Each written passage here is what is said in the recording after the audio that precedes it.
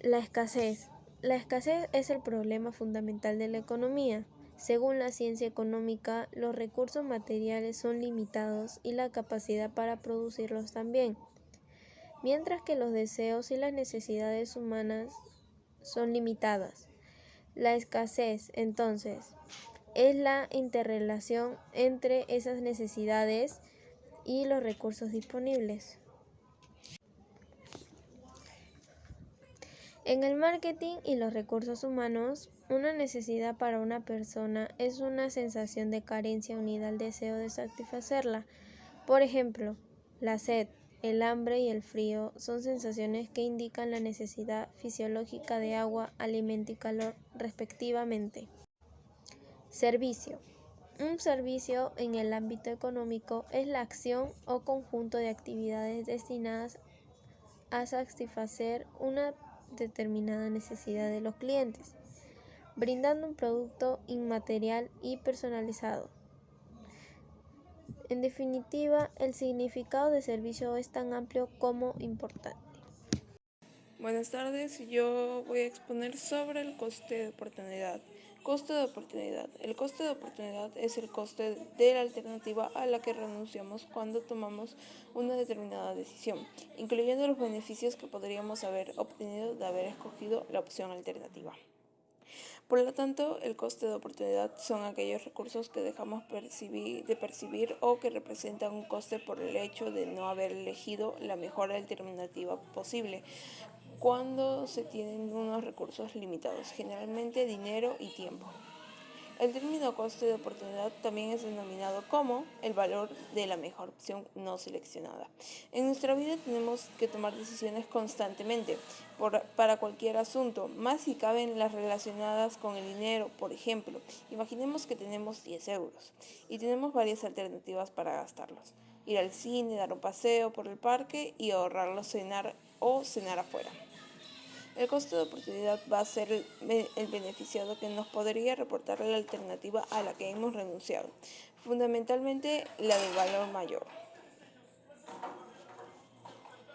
La teoría sobre el coste de la oportunidad nos dice que si hemos elegido ir a ver una película siguiendo con el ejemplar anterior y mientras la estamos viendo no nos gusta, pensando económicamente es mejor irse al cine y aprovechar el tiempo disfrutando otra de las alternativas, ya que el dinero gastado en el cine no lo vamos a recuperar. Es dinero que ya está gastado, pero yéndonos al menos podremos aprovechar el tiempo en hacer otra cosa como dar un paseo por el parque. El coste de oportunidad en finanzas. En finanzas empresariales es llamado coste de oportunidad de la estructura económica y financiera. Hace referencia a los recursos que podríamos ganar si pudiésemos trabajar todo nuestro, si pusiésemos a trabajar todo nuestro dinero. Por ejemplo, el dinero que tengamos en el banco en una cuenta sin remuneración podríamos tenerlo en un depósito al 3%. Ese 3% sobre el total de nuestro dinero sería el coste de oportunidad. También puede aplicarse a la utilización de los recursos propios del pasivo de una empresa, ya que si en lugar de utilizar estos recursos y patrimonio neto utilizaremos deuda al apalancamiento financiero resultante del uso de deuda, podría ser que sin utilizar nuestros recursos obtuviésemos el mismo beneficio. Ejemplo de costo de oportunidad. Si tenemos 1.000 euros y queremos invertirlos, imaginemos que podemos montar una frutería o invertir en 1.200, 500 acciones de Repsol, que cotizan a 8 euros en la Bolsa de Madrid. Puesto que no entendemos mucho de mercados financieros, decidimos decantarnos por la frutería, que al cabo de 2 años nos reporta 20.000 euros de beneficio. Mientras en esos mismos 2 años las acciones de Repsol han ascendido hasta los 11 euros. En este caso el costo de oportunidad sería beneficio frutería 20.000 euros, beneficios acciones Repsol desechada 11 de 8 por 12.500 entre 3.700 500 euros, Costo de oportunidad, 3.700, 500, 2.000 euros o 1.700, 500 euros. Otro ejemplo de coste de oportunidad es al que se enfrenta un estudiante a la hora de escoger si estudiar o trabajar. Supongamos que cuando termina la carrera puede escoger entre realizar un máster de 2 años o trabajar en la tienda de su tío, donde le ofrecen 1.250 euros al mes. Si decide estudiar en lugar de trabajar, el costo de oportunidad de realizar el máster de 2 años en vez de trabajar es de 3.000 euros. El costo de los 1.250 euros al mes durante 2 años. Tipos de bienes. En economía, el concepto de bienes hace referencia a aquellos elementos físicos que de alguna manera satisfacen necesidades humanas. Hay una amplia tipología de bienes atendiendo sus características y para hablar de ellos debemos ordenarlos por categorías. Por tanto, tenemos bienes según su grado de escasez, función, su grado de transformación, la facilidad de acceder a ellos o su realización con la renta. Vamos a detallar todos los tipos de bienes que existen según las diferentes clasificaciones que se suelen realizar en economía. Pero antes nos dejamos este esquema para tener una idea clara de la distinción entre todos ellos. Conviene tener una cuenta que un bien debe estar una sola vez, pero en todas las clasificaciones. Por ejemplo, un bien puede ser económico, de consumo final, privado y normal. Bienes según su grado de escasez. Si tenemos en cuenta su grado de escasez, podemos hablar de dos tipos de bienes libres y bienes económicos. Bienes libres son de ilimitado acceso, de ahí su nombre. Esto significa que su acceso es libre y todo el mundo puede acceder a él. Un ejemplo de bien libre es el oxígeno, el aire. Bienes económicos son bienes a los que no todo el mundo puede acceder, dadas sus características, por ejemplo, el petróleo. Bienes según funcionalidad. Si atendemos a la funcionalidad de los bienes, podemos distinguir entre bienes de consumo, bienes intermedios y bienes de inversión. Bienes de consumo hacen referencia a los bienes que utilizamos día a día, por ejemplo, una moto, ir a algún restaurante o una casa. Bienes de inversión, también conocidos como bienes de capital, bienes de equipo o bienes de reproducción. Son aquellos que sirven para obtener un beneficio posterior de ellos. Por ejemplo, si nos compramos un ordenador porque es necesario para nuestro trabajo o unos fondos a plazo fijo en el banco, etc. Algunas veces también se incluyen en esta clasificación los bienes intermedios, que son los bienes que mediante su transformación se convierten en otros bienes intermedios o en bienes de consumo. Por ejemplo, unas tablas de madera, la harina, etc. Sin embargo, consideremos más apropiado incluir los bienes intermedios en la siguiente clasificación. Bienes según su grado de transformación. También hemos mencionado los tipos de bienes según su grado de transformación. Podemos distinguir entre bienes intermedios o bienes finales. Bienes intermedios o materias primas.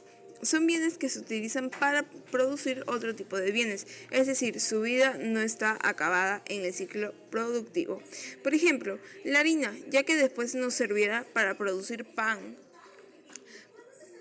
Bienes finales, si están ya preparados para ser consumidos, por ejemplo, el pan, bienes según su facilidad de acceso.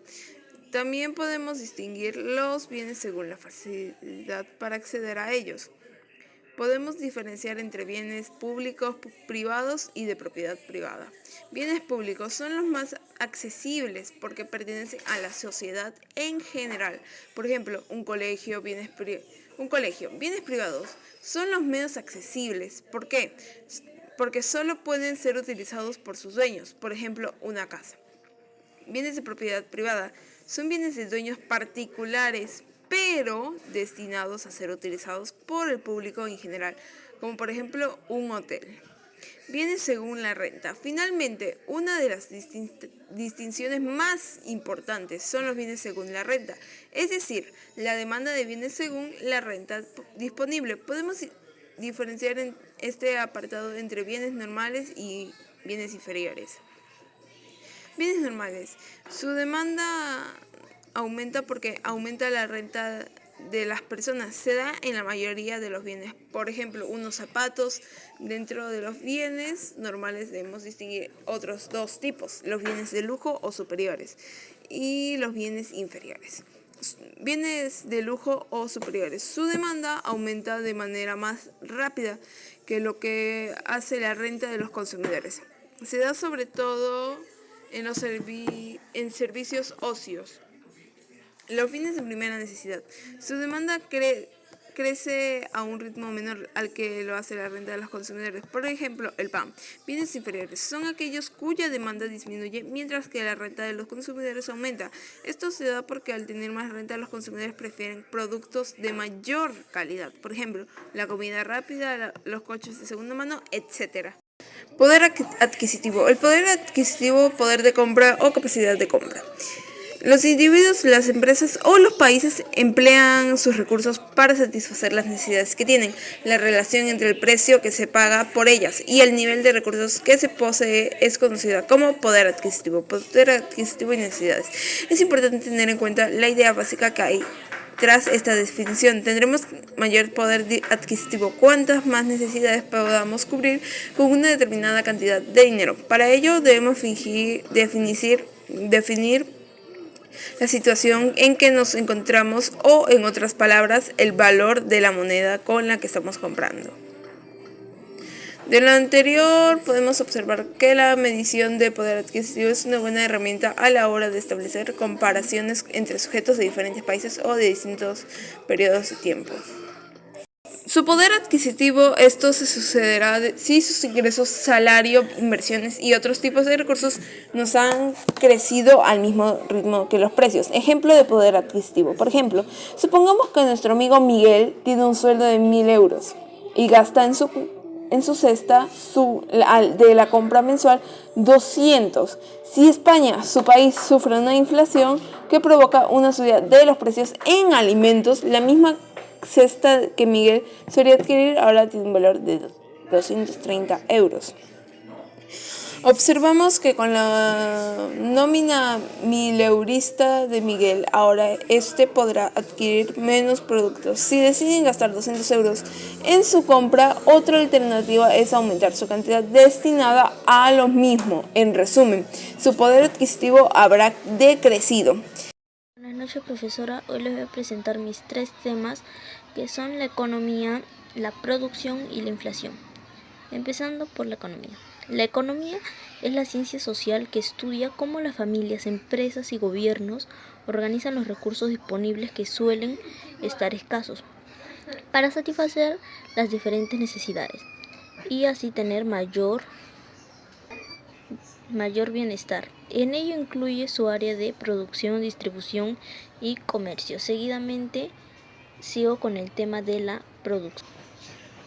La producción. Desde el punto de vista de la economía, la producción es la actividad que aporta valor. Queda claro entonces que para establecer medidas y comparaciones de poder adquisitivo, un dato importante a tener en cuenta es mostrar por el IPC, índice de precios de consumo. La creación de valor. Seguidamente sigo con el siguiente tema, que es la inflación. La inflación es el aumento generalizado y contenido de los precios de los bienes y servicios existentes en el mercado durante un determinado tiempo. Cuando el nivel general del precio sube, con cada unidad de moneda se adquiere como bienes y servicios, es decir, la inflación disminuye a poder adquirirlos. Muchas gracias.